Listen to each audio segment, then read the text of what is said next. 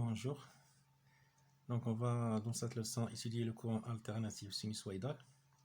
Et pour cela, on a besoin de savoir le principe de fonctionnement de l'oscilloscope. Donc l'oscilloscope, c'est un appareil dont la fonction permet de mesurer la tension en borne d'un générateur. Mesure le temps comme un chronomètre et nous trace une courbe sur cet écran-là. Donc pour interpréter la courbe obtenue sur l'écran, on a besoin de savoir les valeurs de la gradation dans l'axe horizontal qui est l'axe du temps et les valeurs de la division des graduations dans l'axe vertical, l'axe de la tension. Donc l'écran comme vous voyez possède deux axes. Axe horizontal, l'axe du temps, axe vertical, axe de la tension. Sur cet appareil, vous remarquez qu'il y a deux boutons. Ces deux boutons, ce bouton va nous permettre de savoir la valeur d'une division dans l'axe du temps et cette division s'appelle la sensibilité horizontale. Le deuxième bouton va nous permettre de savoir la valeur d'une division dans l'axe vertical et cette division s'appelle la sensibilité verticale. Si je prends par exemple ce bouton et je place ce curseur là à 10, la valeur de 10 signifie quoi? Signifie que la division dans cet axe-là, une division a une valeur de 10 millisecondes. 10 millisecondes par division.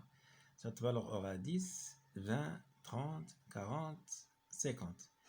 De l'autre côté, puisque ce point c'est le 0, de l'autre côté on aura les valeurs négatives. Moins 10, moins 20, moins 30, etc. Si je prends la valeur par exemple de 5,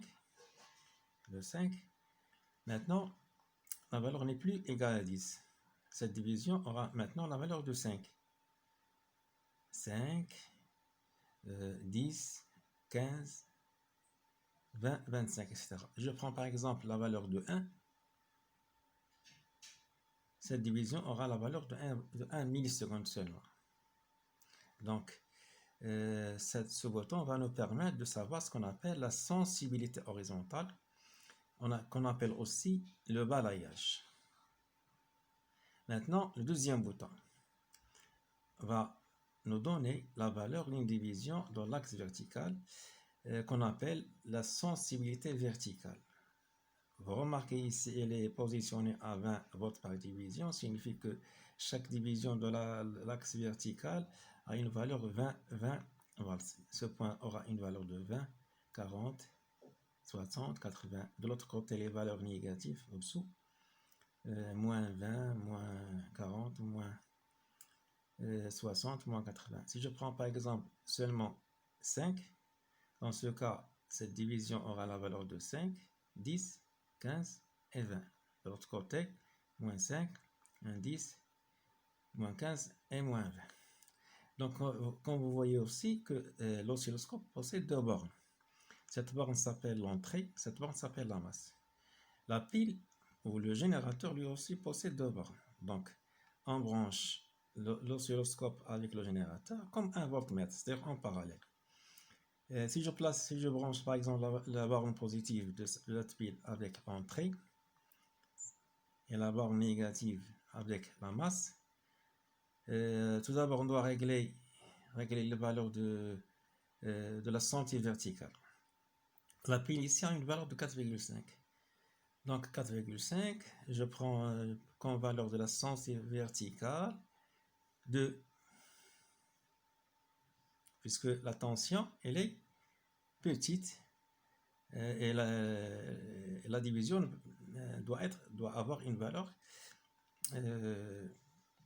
proche de la tension au bord de la pile. Voilà, maintenant je branche la pile avec l'oscilloscope. Voilà, je le branche maintenant. Voilà, la borne positive avec l'entrée de l'oscilloscope, la borne négative avec la masse. Vous remarquez que puisque la valeur de la division est égale à 2 volts par division, vous remarquez que on a obtenu ici une droite horizontale. Cette droite horizontale représente la courbe qui va nous permettre d'étudier la variation de la tension en borne de la pile.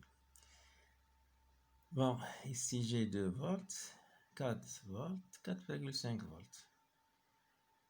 Donc cette tension, elle ne change pas, elle est invariable. Si je prends n'importe quel point de cette droite, la tension est toujours a toujours la même valeur. Donc c'est une tension qu'on appelle une tension continue. Donc tout générateur qui donne avec l'oscilloscope une droite horizontale, on dit que la tension en bas de ce générateur est une tension continue, et le courant qui va produire, c'est-à-dire le générateur va produire un courant. Ce générateur dont la tension est continue, invariable, va nous produire un courant qui est continu. Donc, la nature du courant produit par un générateur dépend de la nature de la tension entre ces bornes. Si maintenant je change les bornes de la pile avec celle de l'oscilloscope, je branche maintenant la borne négative de la pile avec l'entrée. On va remarquer que la courbe, la droite, va être négative, va être au-dessous de l'axe. Moins 4,5. Tout simplement parce que le courant qui passe dans l'oscilloscope a changé de sens. Avant, ici là, lorsque la borne positive était branchée avec la borne d'entrée, le courant passe de la borne positive et entre par la borne entrée. Dans ce cas, la tension elle est positive. Lorsque le courant entre dans l'oscilloscope par la borne, la masse, c'est-à-dire maintenant le courant va entrer dans l'oscilloscope par cette borne-là. Dans ce cas, la tension elle est négative. La tension change de signe lorsque le sens du courant change de signe. Maintenant, on va voir un deuxième oscilloscope qui va nous permettre d'étudier la tension en borne du prise du courant. Voilà.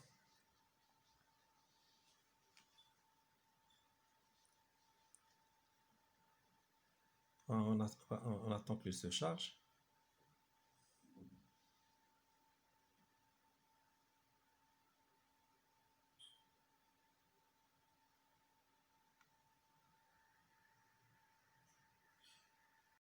Bon, cet oscilloscope permet d'étudier la tension de 2 générateurs en même temps, mais on ne va pas l'appliquer dans ce cas-là. On va essayer seulement d'étudier la tension en borne d'un générateur de tension continue et de tension alternative, comme celui du prise du courant. Donc on va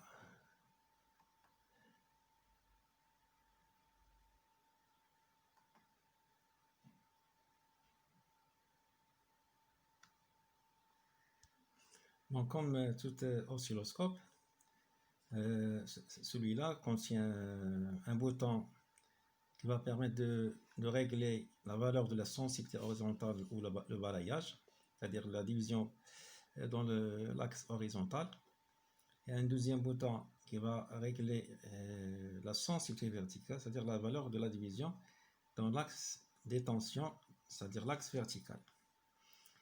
Bon, comme vous voyez ici sur l'écran, on a une droite qui coïncide avec le 0. Pourquoi? Parce qu'on n'a pas encore branché le générateur avec l'oscilloscope. Donc la borne positive de la pile va être branchée avec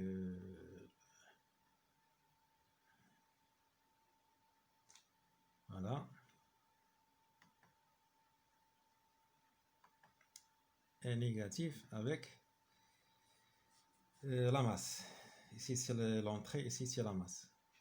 Donc remarquez que cette droite s'est déplacée vers le haut. Elle est toujours une droite. Pourquoi? Parce que la tension elle est continue. Et la pile qu'on a utilisée ici a pour tension nominale 9 volts. Donc on va essayer d'agrandir l'écran pour voir mieux ce qui se passe.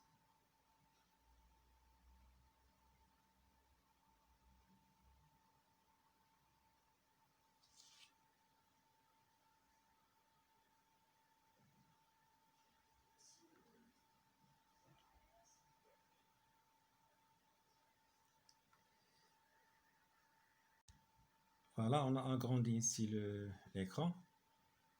La valeur d'une division dans l'axe du temps, c'est 1 milliseconde par division. Ça n'a pas d'importance. Et la valeur d'une division dans l'axe de la tension, c'est 2 volts par division.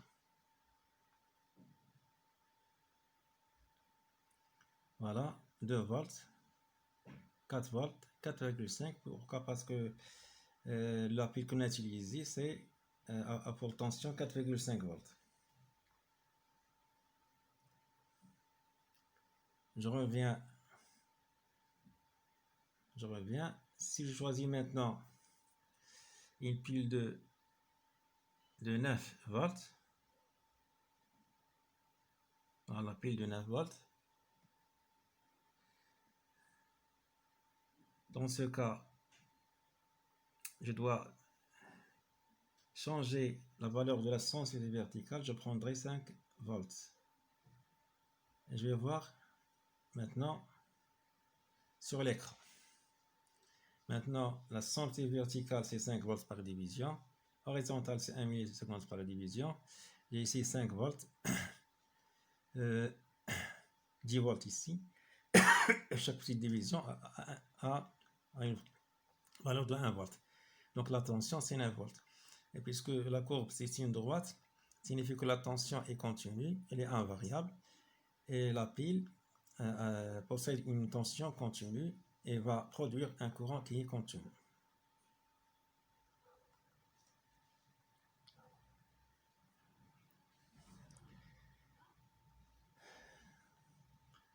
Bon, maintenant, je vais choisir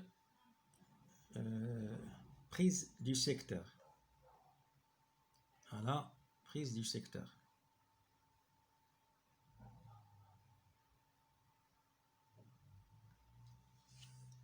La prise, c'est la prise qu'on trouve chez nous à la maison. On va voir quelle est la nature de la tension entre les bornes de cette prise.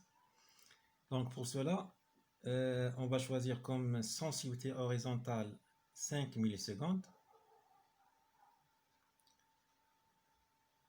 Voilà, 5 millisecondes. Puisque la tension en borne de la prise est à une valeur très grande, on va choisir comme sensibilité verticale 100 volts. Maintenant, la valeur d'une division dans l'axe vertical, c'est 100 volts. Et la valeur d'une division dans l'axe du temps, c'est 5 millisecondes. On n'a pas encore branché la prise avec l'oscilloscope.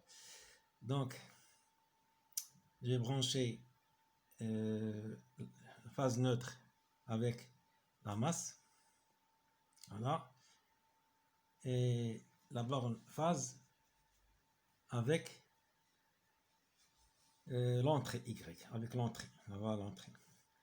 Maintenant, on va voir l'écran. On va agrandir pour voir l'écran.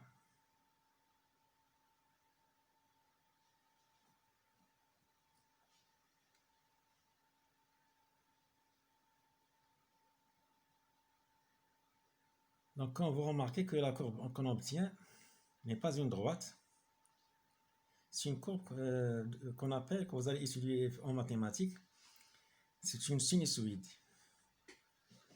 C'est la raison pour laquelle on va dire que la tension, c'est une tension alternative sinusoïdale. Bon, la courbe n'est pas une droite. Chaque point de la courbe a une valeur. Je veux par exemple savoir la valeur d'un point de la courbe. Je vais faire la projection orthogonale de ce point sur l'axe du temps pour trouver la valeur du temps sur l'axe de la tension pour trouver la valeur de la tension. Bon, je commence par exemple par ce point. Ce point, puisque la sensibilité verticale est égale à 100 volts par division, cette valeur, ce point-là, c'est 100 volts. Ce point-là, c'est 220 volts. Ce point-là, c'est 320 volts. Et une petite division, c'est 20. Donc, on a 320, 300, après 330 volts. Donc, ce point a une valeur de 330 volts. Ce point-là, pour savoir la tension de ce point, je fais la projection sur l'axe vertical. Je trouve 200 volts. Ce point, 100 volts. Ce point, sa tension, c'est 0. Ce point, la tension, c'est moins.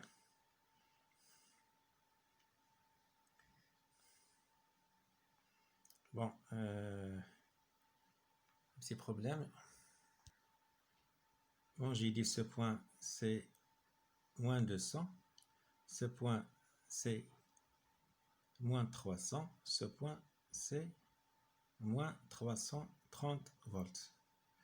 Donc, on remarque que la tension varie. C'est une tension qui n'est pas constante, elle est variable. Et la forme de la courbe que vous voyez devant vous, c'est une courbe, en mathématiques, on appelle une courbe sinusoïdale. C'est la raison pour laquelle on va appeler cette tension une tension alternative sinusoïdale. Bon, alternative, il s'alterne avec une partie positive et une partie qui est négative. Une partie positive, une partie qui est négative. Donc, maintenant, la valeur de ces sommets, la tension de ces sommets, c'est la tension maximale. Si je fais la projection de ce point sur l'axe, de ce point sur l'axe, de ce point sur l'axe, j'obtiens ce qu'on appelle la tension maximale. Et d'après la courbe qui est devant vous, la tension maximale entre les bornes de la prise du secteur est égale à 330 volts. Bon, maintenant, on va remarquer que dans cette courbe, il y a une partie qui se répète. Je prends cette partie qui est positive avec cette partie qui est négative.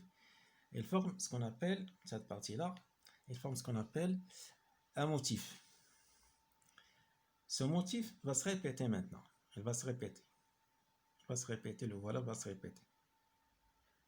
Donc, ce motif qui se répète, on l'appelle la période.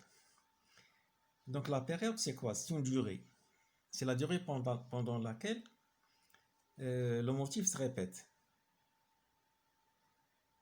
Et la valeur de cette période, si je fais le calcul, je cherche combien j'ai de divisions entre ce point et ce point qui représente ce motif. J'ai voilà une division, la deuxième, voilà la troisième et la quatrième. Alors, en 4 divisions. 4 divisions, je multiplie par la sensibilité horizontale. D'après l'oscilloscope, la valeur d'une division horizontale, la sensibilité horizontale est égale à 5 millisecondes. 4 fois 5 millisecondes est égale à 20 millisecondes. Donc la période de la tension, de cette tension, est égale à 5 millisecondes.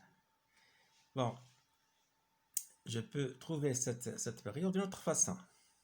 Je prends ce point et je prends ce point. C'est le sommet. Je cherche la durée entre ce point et ce point. Voilà, je cherche combien de divisions entre ce point-là et ce point-là. Voilà une division, la première, la deuxième, la troisième, la quatrième. 4 divisions multipliées par 5 millisecondes. Le résultat, c'est 20 millisecondes. C'est la valeur de la période. Donc, le courant entre les bornes du prise du compte, c'est-à-dire le prise de secteur, c'est un courant qui... la tension n'est pas constante, elle est variable. C'est une tension qu'on appelle une tension alternative sinusoïdale. Pourquoi on l'appelait alternative sinusoïdale? Parce que la courbe qu'on a obtenue, c'est une courbe que vous allez tracer en mathématiques, que vous allez voir, c'est une courbe sinusoïdale. Maintenant, le courant qui va être produit par ce générateur est un courant alternatif sinusoïdal. Donc, la nature du courant dépend de la nature de la tension. Lorsque la tension était continue, le courant était continu. Et ce courant est symbolisé par la valeur DC. Lorsque la tension en bord générateur est une tension alternative sinusoïdale, dans ce cas, le courant qui va être produit par ce générateur est un courant alternatif sinusoïdal qu'on va symboliser par AC.